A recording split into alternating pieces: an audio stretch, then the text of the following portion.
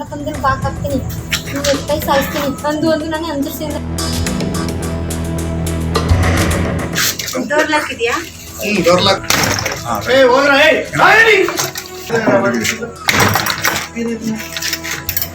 பரிதவிப்புடன் பூட்டிய வீட்டின் ஜன்னல் வழியாக உதவி கேட்ட பெண் வீட்டின் கதவில் வெளிப்பக்கமாக இரட்டை பூட்டு போட்டு பூட்டிச் சென்ற சந்தேக கணவன் 12 ஆண்டுகளாக வெளி உலகத்தையே பார்க்க விடாமல் அடைத்து வைக்கப்பட்ட பெண் மற்றும் சிறுமி மீட்கப்பட்ட காட்சிகள்தான் இவை. கர்நாடக மாநிலம் மைசூர் மாவட்டம் ஹெச்டிகோட் தாலுகாவில் உள்ள ஹெச் மடக்கரே கிராமத்தைச் சேர்ந்த சுனாலயா சுமா என்ற பெண்ணை திருமணம் செய்து கொண்டார். தன்னை விட மனைவி அழகாக இருந்ததால் மனைவியை வேறு யார் கண்ணிலும் படாமல் வீட்டுக்குள்ளேயே வைத்து குடித்தனம் நடத்தி வந்துள்ளார். 2 குழந்தைகள் பிறந்த நிலையில் தான் வெளியே சென்ற பிறகு மனைவி அக்கம் பக்கத்து வீட்டாரிடம் பேசும் தகவல் அறிந்து வீட்டில் உள்ள அனைத்து ஜன்னல்களையும் பலகை கொண்டு முழுவதுமாக அடைத்துவிட்டு வெளிக்கதவை 3 பூட்டு போட்டு பூட்டிச் செல்வதை வாடிக்கையாக்கியதாக கூறப்படுகின்றது. இதில் மிக கொடுமையான விஷயம் என்னவென்றால் சுமா அடைத்து வைக்கப்பட்டிருந்த வீட்டிற்குள் கழிவறை என்பதே கிடையாது. வீட்டிற்கு வெளியேதான் கழிவறை உள்ளது. கணவன் வாளி ஒன்றை கொடுத்து அதில் இயற்கை உபாதைகளை கழித்துக் கொள்ள செய்துள்ளான்.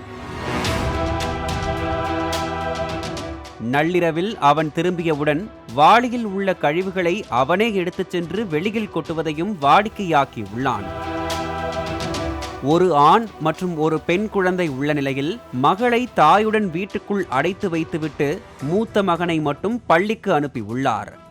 அக்கம் பக்கத்தில் கூலி வேலை செய்து வரும் சுனாலயா இரவில் சுமார் 11 அல்லது 12 மணிக்குதான் வீடு திரும்புவார் என்றும் காலையில் பள்ளிக்கு சென்றுவிட்டு மாலையில் வீடு திரும்பும் மகன் தந்தை வரும் வரை வீட்டு வாசலிலேயே காத்து கொண்டிருந்த கொடுமையும் தொடர்ந்து அரங்கேறி வந்துள்ளது.